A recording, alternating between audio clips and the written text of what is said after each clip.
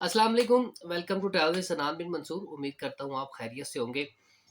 जैसा कि आप लोग जानते हैं, इटली से मुतल्लिक अपडेट्स हो या फिर दुनिया में कहीं पर भी कोई भी स्कॉलरशिप्स हो, हमारा काम है आप तक वो सारी अपडेट्स पहुँचाना। अपने व्हाट्सएप चैनल के थ्रू, फेसबुक के थ्रू और यूट्यूब के थ्रू। तो अल्हम्दुलिल्लाह बहुत अच्छा रिस्पॉन्स है स्टूडेंट्स की तरफ से, बड़ा अच्छा फीडबैक देते हैं बच्चे। तो दिल करता है, एक टीचर की जो कमाई होती है वो यही होती है कि एक स्टूडेंट ये कह दे कि sir you are doing very well, thank you so much for making my career. तो इससे ब्लड और ज़्यादा बढ़ जाता है। तो फिर दिल करता है और ज़्यादा डेडिकेशन के साथ आपके साथ चीज़ें जो है ना वो शेयर की जाए। एनी हाउ, आज की हम अपनी इस वीडियो में एक इंतहाई अहम सवाल जो डिस्कस करेंगे उसमें वो सवाल है हमारा कि एक स्टूडेंट ने मुझसे पूछा है कि सर अपॉइंटमेंट क्यों नहीं बुक होती, इसकी वजह बता दें। वो मैं आज आपको डिटेल में इंशाल्लाह बताऊंगा इस वीडियो में। और इसके अलावा कुछ मेरे पास क्वेश्चंस हैं वो मैंने आपके साथ शेयर करने हैं। लेकिन वीडियो स्टार्ट करने से पहले हमेशा की तरह मेरे चैनल को सब्सक्राइब कर दीजिए, फेसबुक पेज को फॉलो कर लीजिए और व्हाट्सएप चैनल को भी जो है ना वो फॉलो कर लीजिए ताकि आप तक सारी अपडेट्स जो है ना वो पहुंच जाए। तो स्टार्ट करते हैं। सबसे पहले बच्चे ने क्वेश्चन पूछा है कि सर अपॉइंटमेंट बुक ना होने की वजह क्या है। अगर आप मेरी प्रीवियस वीडियोस देखें उसके अंदर मैंने बड़ी डिटेल में सारी चीज़ों को एक्सप्लेन किया है कि अपॉइंटमेंट बेसिकली ये क्या है। पहले मैं आपको इसके प्राइस बता दूं, इसकी कॉस्ट कितनी है। 10,700 रुपये इसकी कॉस्ट है अपॉइंटमेंट, इटली की अपॉइंटमेंट की। ठीक है, आप 10,700 रुपये देंगे तो आपको इटली की अपॉइंटमेंट मिल जाती है। ठीक है, पहली बात तो ये हो गई। अब आ जाते हैं कि ये लोग जो इतनी महंगी महंगी अपॉइंटमेंट देते हैं, जो मजबूरियों का फ़ायदा उठाते हैं, 5-5 लाख इस साल जो रेट गया है ना वो 10 लाख को भी क्रॉस किया। 10 लाख 11 लाख की भी अपॉइंटमेंट सेल हुई है और लोगों ने ली भी है। अच्छा, मैं हमेशा कहता हूँ कि अगर आप इटली अप्लाई कर रहे हैं ना तो प्लीज़ आप अपने ज़हन में इस बात को रखिए कि आपने इटली की अपॉइंटमेंट के लिए जो है ना वो अलहदा से पैसे रखने हैं अगर आप इटली स्टडी करना चाहते हैं। लोग कहते हैं कि इटली स्टडी फ्री है, ऐसा नहीं है, बिल्कुल भी नहीं है, पैसे लगेंगे, हर सूरत लगेंगे पैसे। अगर कोई आपको ये कह रहा है कि आपके पैसे नहीं लगेंगे, वो आपसे झूठ बोल रहा है, वो कंसल्टेंट झूठ बोल रहा है, वो बंदा झूठ बोल रहा है, ऐसा नहीं हो सकता। हाँ, ये ज़रूर है कि स्कॉलरशिप्स आपको मिल जाती हैं वहाँ पर, ठीक है, जिससे आपकी जो है ना एक्सपेंसेस जो है ना वो आप उनको ईज़िली फेस कर लेते हैं। लेकिन अगर आप कह रहे हैं कि यहाँ से आप बिल्कुल फ्री चले जाएँगे, it is not possible at all. So आपको क्या करना है, जब भी आपने इटली के लिए सॉरी अप्लाई करना है ना, तो आप अपने पास पैसे रखें, 2-3 लाख, 4 लाख अपॉइंटमेंट के अलहदा रखें। अगर आप ये कहेंगे कि आपको नॉर्मल अपॉइंटमेंट मिल जाएगी, बेटा ये आप बहुत बड़ी मिसअंडरस्टैंडिंग में हैं। और ये बात मैं आपको बता दूँ, कंसल्टेंट हरगिज़ आपको नहीं बताएगा। भाई उसका काम चल रहा है, वो कैसे आपको बताएगा? वो एक कंसल्टेंट कब चाहेगा कि उसके पास जो पैसे आ रहे हैं, वो ना आएँ? ये तो हो ही नहीं ना सकता। तो इस बात का आपने ख़्याल रखना है। अब बात कर लेते हैं कि अपॉइंटमेंट मिलती क्यों नहीं है। सीन सीन कुछ ऐसा है कि मैंने ज़रा काफ़ी सर्वे किया, लोगों से पूछा, जिन्होंने अप्लाई किया था, कुछ स्टूडेंट्स के केसेज़ आए, फिर एम्बेसी के अंदर मैंने लोगों से पूछा, तो मुझे पता चला कि कुछ ऐसा है कि कुछ, या आप कह लीजिए कि कुछ इदारे भी मिले हुए हैं, कुछ लोग भी ऐसे मिले हुए हैं, जो अपॉइंटमेंट्स को निकालते ही ऐसे टाइम पे जहाँ पर एजेंट फ़ौरन से उनको बुक कर लेते हैं और फिर वो एजेंट आगे महँगी बेचते हैं। अच्छा जी, उन पैसों को फिर वो आगे हाफ़-हाफ़ जो है ना वो क्या कर लेते हैं, डिवाइड कर लेते हैं। कुछ एजेंट रख लेते हैं और कुछ जो है ना वो उन लोगों को दे देते हैं जो उन्हें अपॉइंटमेंट जो है ना वो बुक करके देते हैं। लेकिन कुछ बच्चे ऐसे भी हैं जो रेगुलर अपॉइंटमेंट बुक भी करते हैं। उसकी वजह क्या है कि वो बेचारे बहुत ज़्यादा उसके ऊपर 24 आवर 7 उसके ऊपर रहते हैं, बीएलएस की वेबसाइट पे रहते हैं, जैसे ही आती है स्लॉट उसे पिक कर लेते हैं। अब अपॉइंटमेंट बुक ना होने की वजह पहली तो मैंने आपको बता दी कि एजेंट माफिया बड़ा एक्टिव होता है। दूसरी रीज़न ये है कि स्लॉट्स बड़ी लिमिटेड जो है ना वो शो होती है, जिसकी वजह से with in a second, just अब मैं आपसे पूछूँगा कितने सेकंड में होती है? बेटा सिर्फ़ 3 से 4 सेकंड के अंदर-अंदर स्लॉट बुक हो जाती है। तो अब आप अंदाज़ा लगाएँ कि डेली की अगर 3-4 अपॉइंटमेंट आ रही हैं और with in 3 second, 4 second, 5 second में वो स्लॉट बुक हो रही है, तो आप कैसे एक्सपेक्ट कर सकते हैं कि आपको रेगुलर अपॉइंटमेंट मिल जाए? इम्पॉसिबल। आप मेरी वीडियो ये यूट्यूब पे पड़ी है, आप देख लीजिएगा, 1 साल भी देखिएगा और 1 साल बाद भी आप इस चीज़ को इटली अप्लाई कीजिएगा और ये मेरी वीडियो निकाल के देख लीजिएगा, आपको आइडिया हो जाएगा कि मैंने बिल्कुल आपसे ठीक कहा था। अच्छा जी, फिर उसके बाद इस साल जो अपॉइंटमेंट बुक ना होने की रीज़न्स हैं, उनमें ये है कि इस साल बहुत सारे बच्चों ने जो है ना वो इटली जो है ना वो वीज़ा के लिए जो स्टडी के लिए अप्लाई किया, जिसकी वज़ह से रश होने की वज़ह से अपॉइंटमेंट और ज़्यादा कम है। क्योंकि हर बंदा तो पाकिस्तान से बाहर जाना चाहता है, बल्कि अपने मुल्क से, इंडिया से हो, बांग्लादेश, नेपाल से, कहीं से भी हो, ये लोग एशिया से बाहर जाना चाहते हैं, यूरोप जाना चाहते हैं। इस रश होने की वज़ह से अपॉइंटमेंट का इश्यू भी आया। तीसरे नंबर पे सिस्टम रिस्ट्रिक्शंस आई। नादरा की तरफ से एम्बेसी ऑनलाइन सिस्टम में एक वक्त में सिर्फ चंद लोगों को बुक करने की इजाज़त देगी। ओवरलोड होने की वजह से भी अपॉइंटमेंट नहीं मिल सकी।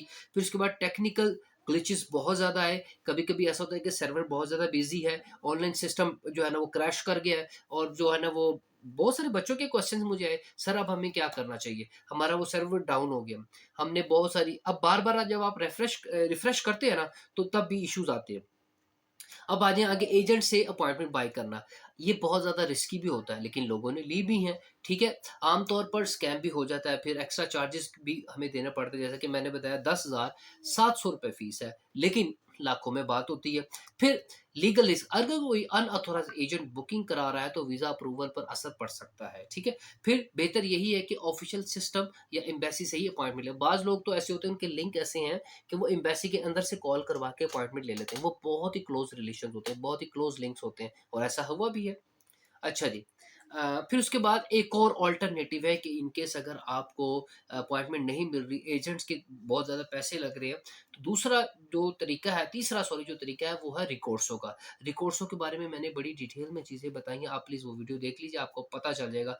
रिकोर्सो एक ऐसा लीगल वे है जिसमें आप अपॉइंटमेंट ले सकते हैं, ठीक है? और अपनी जो है ना वो एम्बेसी में अपीयर हो सकते हैं अपने डॉक्यूमेंट्स के साथ। लेकिन इस ये रिकोर्सो का जो एक छोटा-सा इश्यू है वो ये है कि रिकोर्सो में आपके एक तो पैसे तकरीबन ती 2.5 से 3 या 4 लाख रुपए भी लग सकते हैं and second thing is that time taking process है, 2 महीने भी लग सकते हैं, 3 माह भी लग सकते हैं, ठीक है? ये वैरी करता है आपके केस के ऊपर। चौथी बात ये है कि आपने रिकोर्सो जो किया है इसको आपने प्रूफ करना है कि आपको मसला क्या है, आपकी अपॉइंटमेंट सॉरी आपने रिकोर्स क्योंकि आप एक कानूनी स्टेप जो है ना वो आप ले रहे हैं, तो आपने इस चीज़ का बहुत ज़्यादा ख्याल रखना है, आपने उसे प्रूफ करना है। तो ये वो सारी रीज़न थे जिसकी वज़ह से अपॉइंटमेंट आपकी बुक नहीं हो रही। तो नहीं हुई पिछले 2025 में।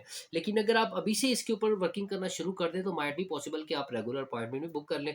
लेकिन अगर नहीं होती तो आप अपने ज़हन में इस बात को रखिए या तो आप एजेंट से अपॉइंटमेंट परचेज़ करेंगे या फिर रिकोर्सो के थ्रू आप इटली के लिए अपॉइंटमेंट लेंगे। इसलिए मैंने इटली के अल्टरनेटिव जो कंट्रीज़ बताई उसमें मैंने स्पेन बताया और मैंने आपको फ्रांस बताया।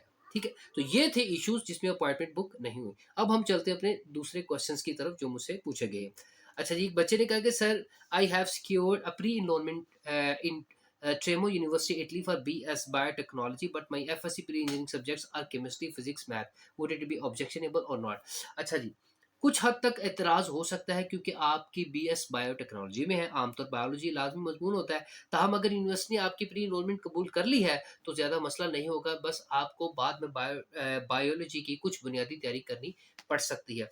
इश्यू हो सकता है जब आप माइट बी पॉसिबल ऑफिसर ये पूछ रहे हैं कि आपसे कि आप अपनी फील्ड स्विच क्यों कर रहे हैं, तो आपके पास जो मोटिवेशन लेटर होगा ना वो बड़ा स्ट्रॉन्ग होना चाहिए जिसमें आपने ये बताना है कि आपने ये फील्ड इसलिए चूज़ की है कि आपका जो रुझान है, आप जो करना चाह रहे हैं, आप इस वजह से करना चाह रहे हैं, आप उसको मोटिवेशन लेटर को अपने बहुत अच्छा बनाएँगे ताकि वो उसको कवर कर ले। लेकिन अगर आप खाली ये सारी चीज़ों को ऐसे ही ले जाएँगे तो माइट बी पॉसिबल आपको ऑब्जेक्शन लग जाए और रिजेक्शन भी आ जाए। अल्लाह ना करे।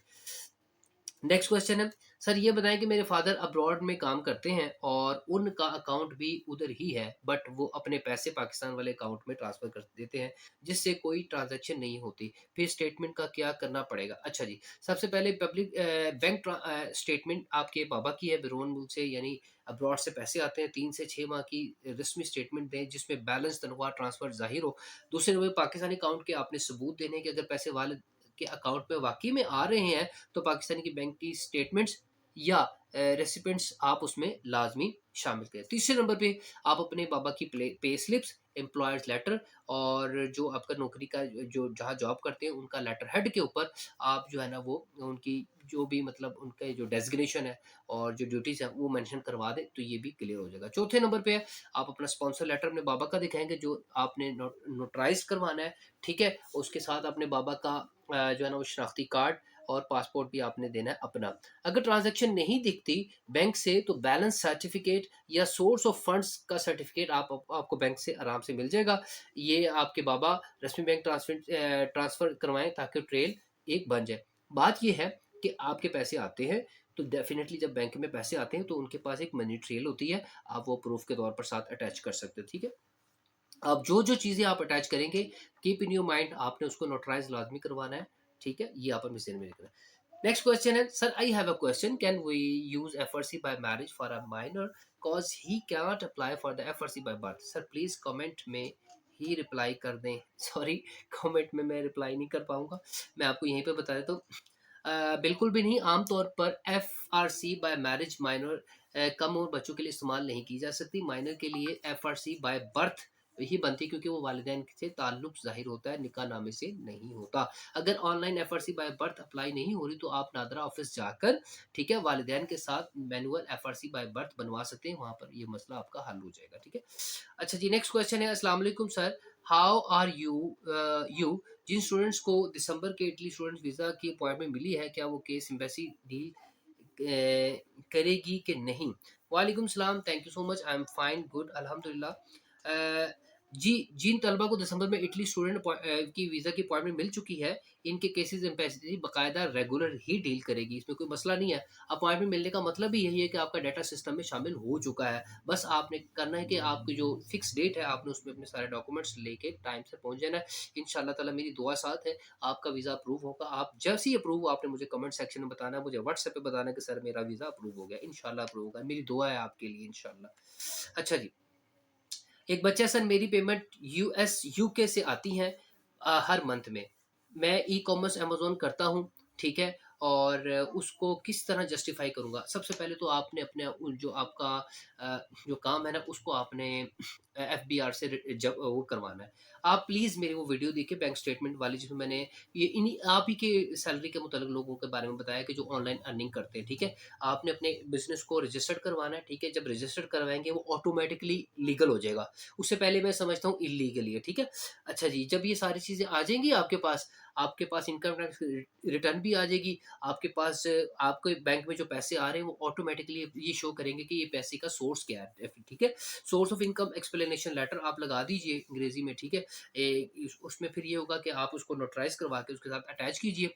And freelance e-commerce income tax letter खुद लिखें या किसी कंपनी या अपनी ब्रांड के नाम से बनवाएँ कि आप वहाँ से आमदनी हासिल करते हैं, आपकी कंपनी का जो भी नेम है, ठीक है? और इसी तरह बैंक स्टेटमेंट दिखाएँ जिसमें यूके से रेगुलर रकम आती है, वो बैंक स्टेटमेंट बनवा लीजिए, ठीक है? लेकिन आप सबसे पहले एफबीआर में रजिस्टर्ड लाज़मी हो, ये आपके लिए बहुत ज़्यादा ज़रूरी है। तो बेटा जी, ये थे आज के क्वेश्चन्स, बड़े इंपॉर्टेंट थे और स्पेसिफिकली अपॉइंटमेंट के हवाले से बड़ा इंपॉर्टेंट क्वेश्चन था। इंशाल्लाह नेक्स्ट अपडेट में मिलेंगे, नेक्स्ट स्कॉलरशिप के साथ मिलेंगे, तब तक के लिए आप अपना ख्याल रखिए। Thank you so much for watching travel with सनान बिन मंसूर।